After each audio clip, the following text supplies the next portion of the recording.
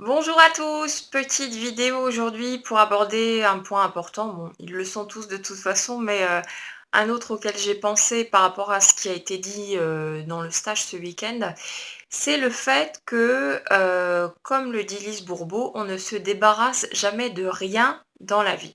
Alors évidemment, ça n'arrange pas notre petite affaire parce que quand on parle de colère, de frustration, de stress, de toutes ces choses qui sont désagréables et qui sont pesantes, au premier abord, on aimerait vraiment bien s'en débarrasser.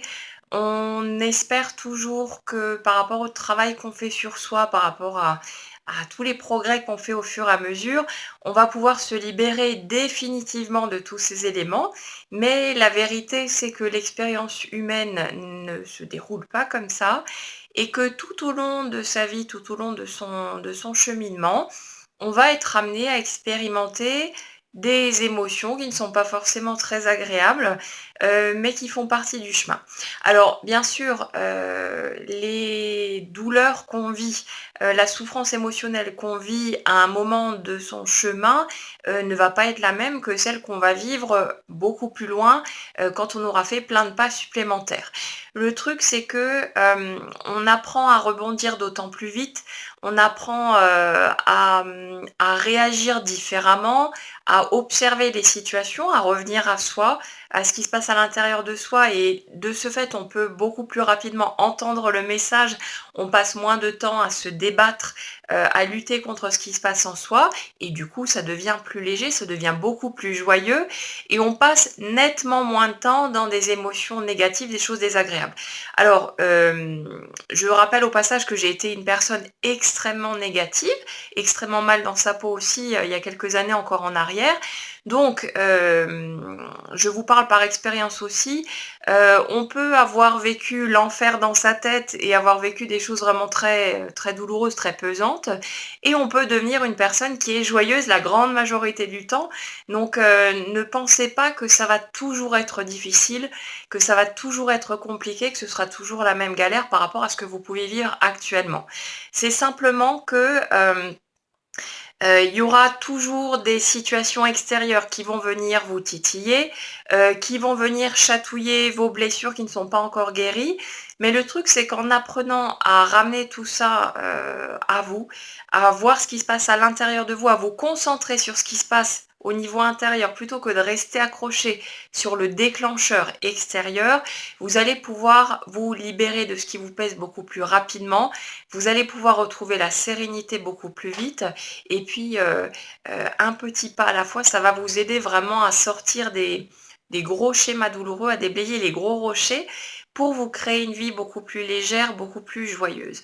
C'est simplement aussi le fait d'accepter que, on vive par moments des états qui ne sont pas forcément agréables ni pour nous ni pour les autres. Encore il y a quelques jours, ma fille me disait: «Bah maman, toi quand tu t'énerves, on dirait un ours enragé» et puis après ça, elle m'imite et ça nous fait beaucoup rire toutes les 2. Mais oui, bien sûr, ça nous arrive forcément d'être dans des états de colère. Il y a des jours où on va être, fatigué. On va peut-être avoir passé une mauvaise nuit, on va être stressé parce qu'il y a un peu trop de choses à gérer en même temps, parce qu'il y a quelque chose qui nous affecte plus que ce qu'on vit habituellement. C'est normal, c'est humain, encore une fois, de vivre des perturbations émotionnelles. On n'est pas censé devenir une espèce de maître Yoda, tout le temps zen, tout le temps bien dans sa peau, tout le temps en forme, tout le temps avec le sourire. On va pas devenir une espèce de statue figée qui est constamment dans la joie, constamment dans le bonheur.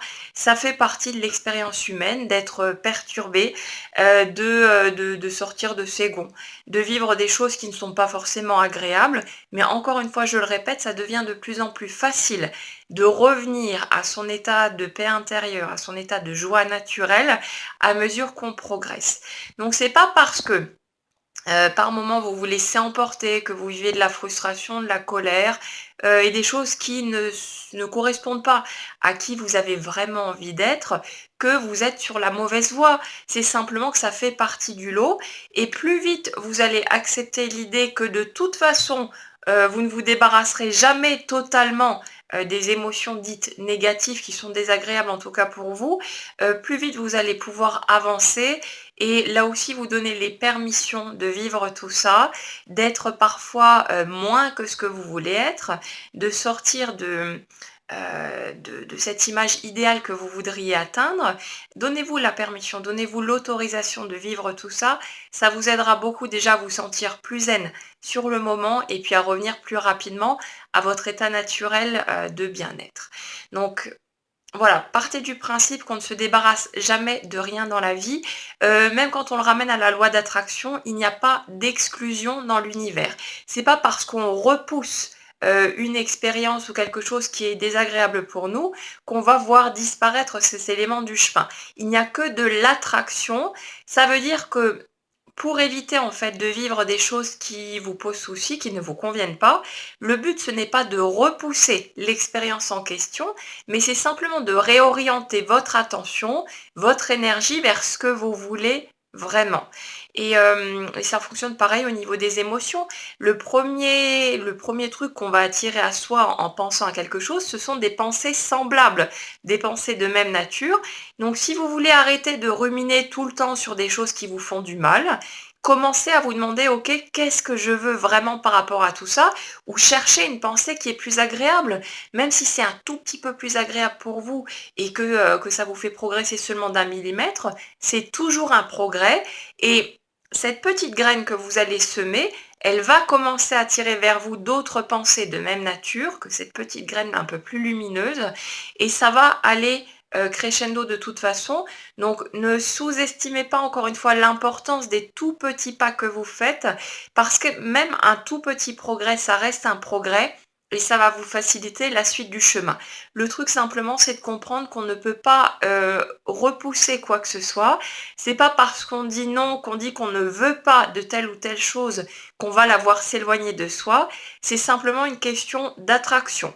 Si vous pensez tout le temps à des choses négatives, si vous êtes tout le temps dans la colère, dans le stress, et cetera, vous allez attirer à vous des circonstances et des personnes qui vont vous replacer dans le même état de stress, de colère et ainsi de suite. Si vous commencez à focaliser votre attention sur ce que vous voulez vraiment, sur des choses qui sont un peu plus agréables pour vous, ça peut être des souvenirs joyeux, ça peut être des choses que vous imaginez aussi, parce que le cerveau ne se préoccupe pas du fait que vous pensiez au passé, au présent, que vous imaginiez le futur.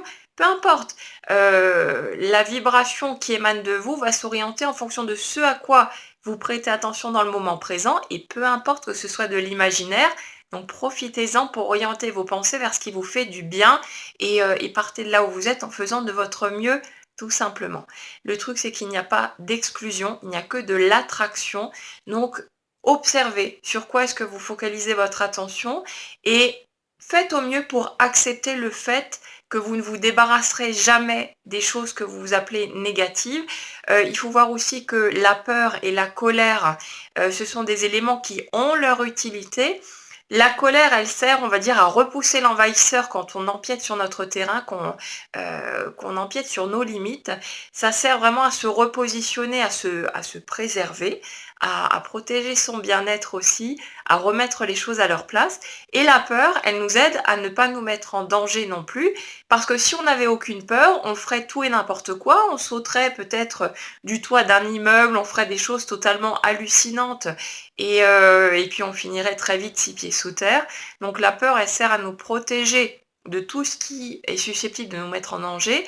Après, c'est sûr que quand le mental prend le dessus, ça nous emmène dans des limites qui sont trop poussées là aussi, mais concrètement, la base de la peur, la base de la colère, c'est là pour notre plus grand bien. Donc tant mieux si on ne peut pas s'en débarrasser parce que ça a son utilité, c'est simplement qu'il faut remettre les choses à leur place et petit à petit revenir à qui on est vraiment plutôt que de se laisser embarquer par ces éléments-là. Ce sont des éléments qui doivent servir ponctuellement, qui ne sont pas là pour occuper la plus grande partie du terrain. Donc quand on se rend compte que ça déborde de trop, c'est là qu'il faut voir ce qui se cache derrière et accueillir tout ça, s'autoriser à vivre tout ça pour pouvoir le transformer le plus rapidement possible. Donc voilà, c'était pour la petite réflexion du jour. Donc gardez en tête que vous ne pouvez vous débarrasser de rien du tout.